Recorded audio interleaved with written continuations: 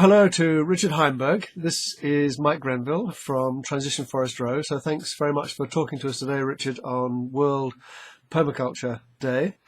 Richard is widely regarded as the world's foremost peak oil educator. He's a senior fellow at the Post-Carbon Institute. He's the author of 10 books, including the greatly titled The Party's Over, which was back in 2003. Peak Everything in 2007, both of which were published in the UK, actually in Forest Row, where I live. So,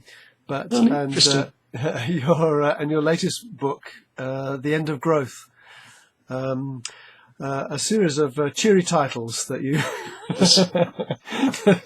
that you have. I always like to put a smile on my readers' faces. Yes. Well.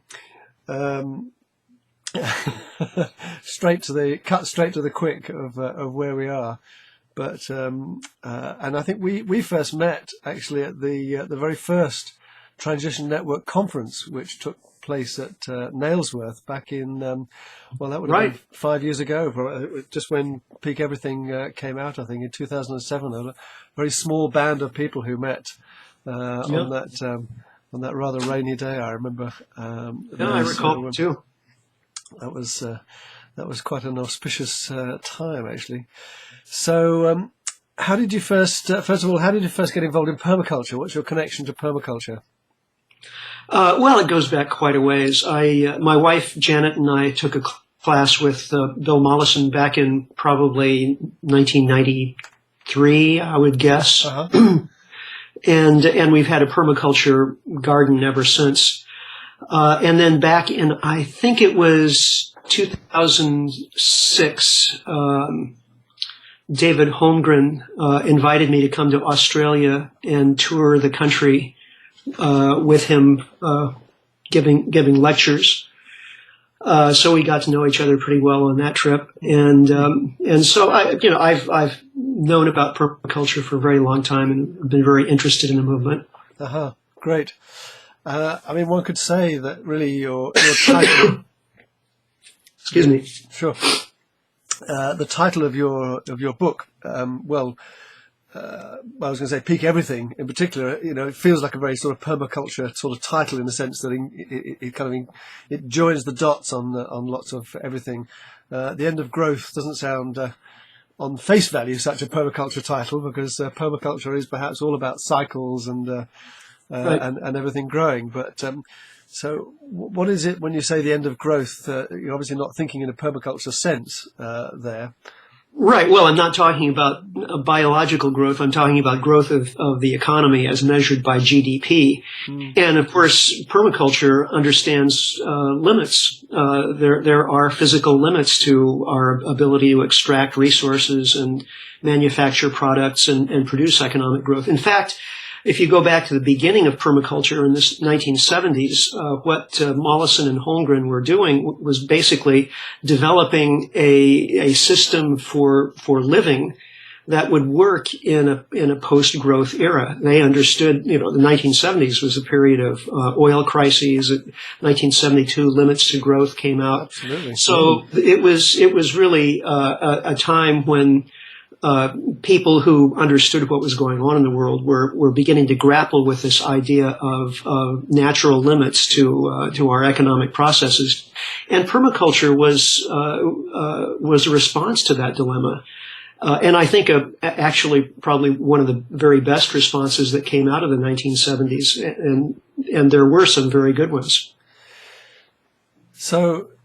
Back interesting. You relate back to the 1970s, and in fact, the sort of sense at that time was actually this time was about when we would be reaching those limits. That's right. And you are sort of saying that we are at those limits, and yet I was talking to George Marshall. I don't know if you've come across him, who runs an organisation called Coin in here, and he writes and talks a lot about.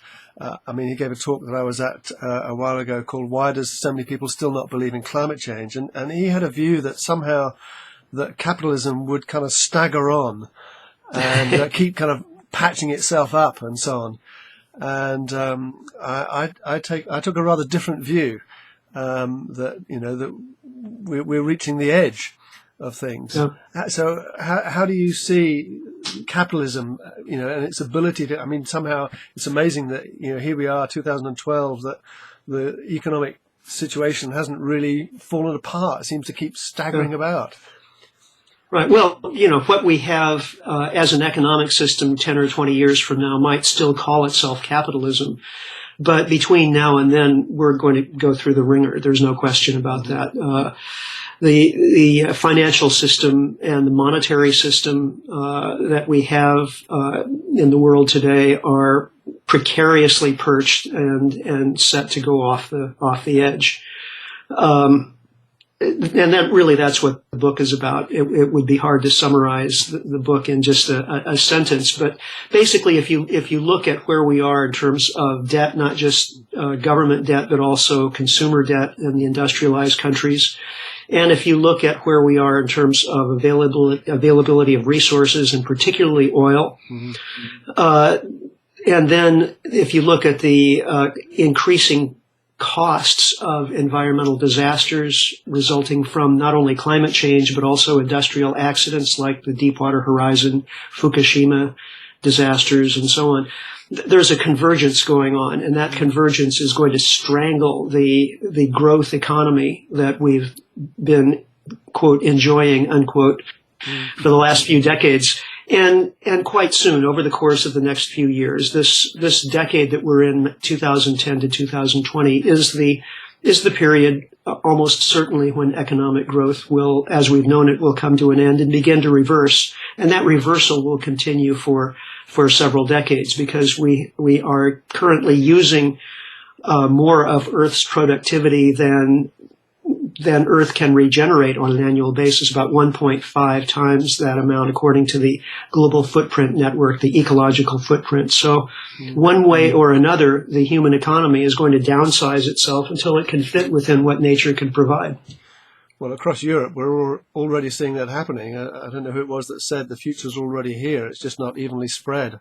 That's right. I was at a talk recently, and we had reports from Greece, from Ireland, from Portugal, and the lady from Portugal was saying, in my community, people are hungry now.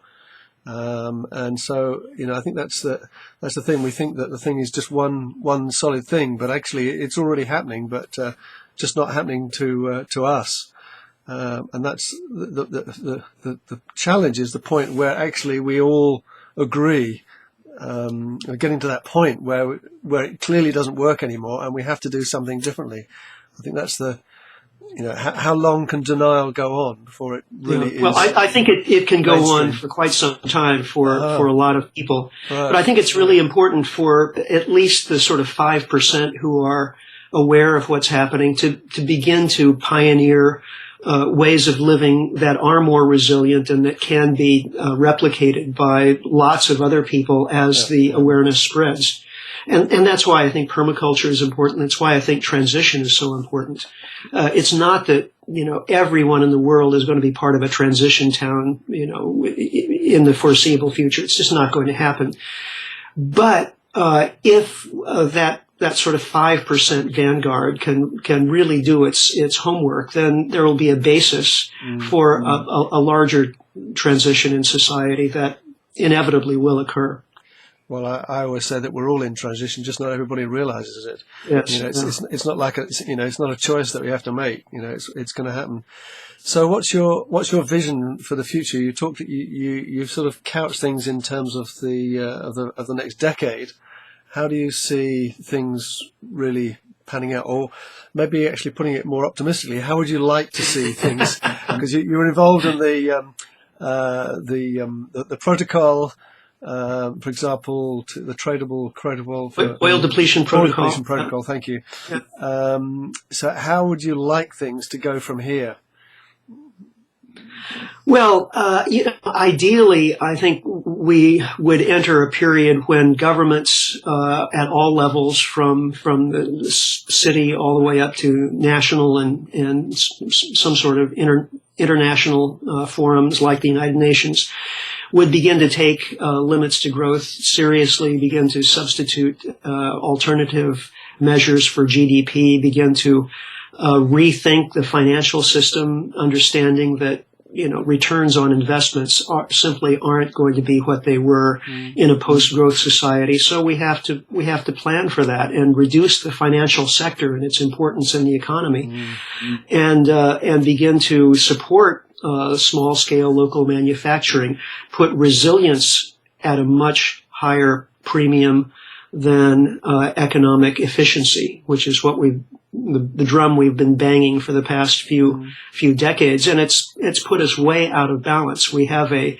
very economically efficient society as a result of globalization, but it's very fragile in the face of things like peak oil and climate change. Yeah. So that has to be reversed, and building resilience in society is something that really we know how to do, but what it looks like on the ground is to a large extent a reversal of the process of globalization. It means manufacturing and growing more locally. It means downsizing the financial sector, as I said earlier, and just making an economy that works for people and nature rather than for banks and financiers. Absolutely. So what do you have a message that you can give for everybody on International Permaculture Day? Well, keep on growing.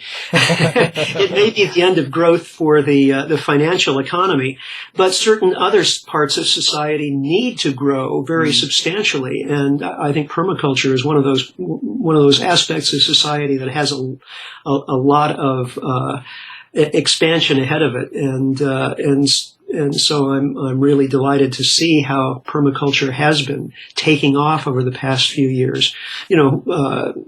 Even a decade ago, the word permaculture was like Greek to most people, and I think that's changing pretty rapidly.